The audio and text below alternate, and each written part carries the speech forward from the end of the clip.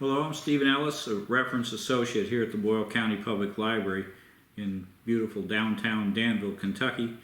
And what we do here in this department is handle artifacts, what we call artifacts, old letters and pieces of history, and present them to the public. Items such as, well, what's in today's video.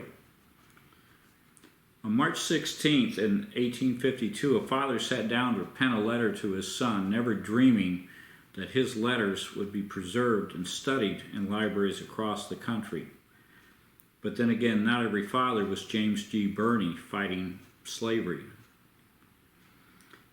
As is usually the case with letters between family members, a mixture of events and people are mentioned. Mr. Birney trained at Transylvania and Princeton. He also studied at the Priestley Cemetery in Danville. Mr. Birney himself was a slaveholder, becoming a slaveholder in 1816 when he received slaves as a wedding gift. By 1818, he was a member of the Kentucky legislature, and shortly after that, he quit Kentucky, moved his family down to Alabama, and bought a cotton plantation.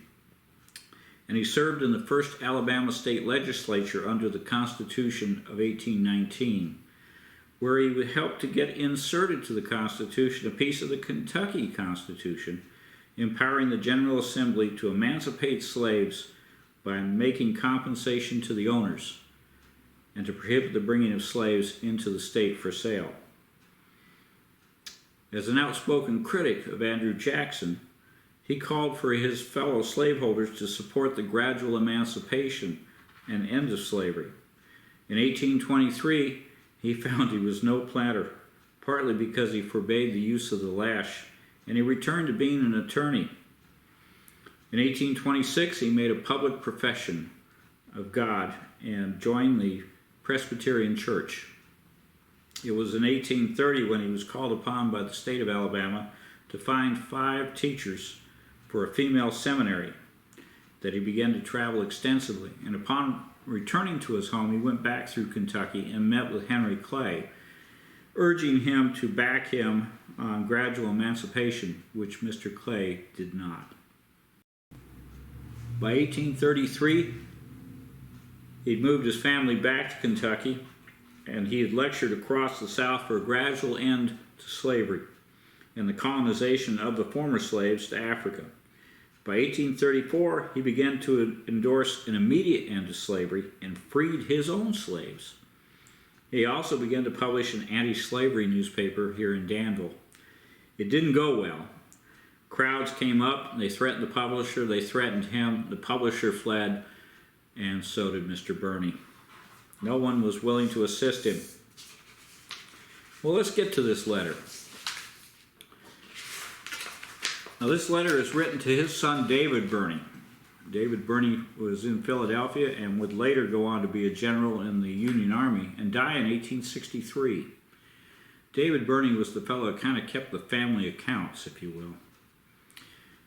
March 16th, 1852. Dear David, I got your letter at Bellevue. I came here yesterday and went to see Mr. Panay after having tried in vain to find your mercantile agency. Mr. Panay tells me that the man who presented the draft was told it would be paid by Mr. Haven. He called on Mr. H. after hours and refuses to take any money for it, but goes for a certificate of deposit. As the banks were closed, Mr. Haven could do neither, but offered him his check. This was refused to be taken. The draft was for non-payment. It appears to me the man behaved very foolishly. Mr. Panay says the draft will be paid at any time it is presented, but not the case in which I think the folly of the person presenting it have added. It appears to me the man ought to hear then himself. If this cannot be done, I will pay the cost myself, for which Mr. Panay tells me will amount only to $1 or $1.25.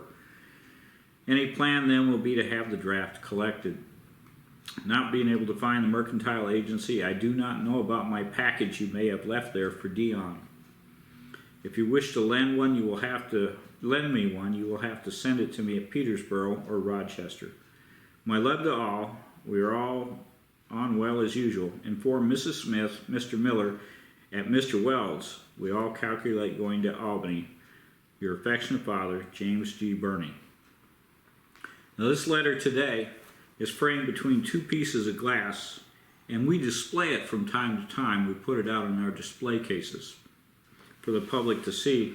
But you can also see more of Mr. Birney's letters, and they may be viewed at the William L. Clements Library at the University of Michigan in Ann Arbor. Boyle County Public Library houses many such items, pieces of history that would often be forgotten. So visit the Boyle County Public Library the next time you're in beautiful downtown Danville in the heart of the Bluegrass.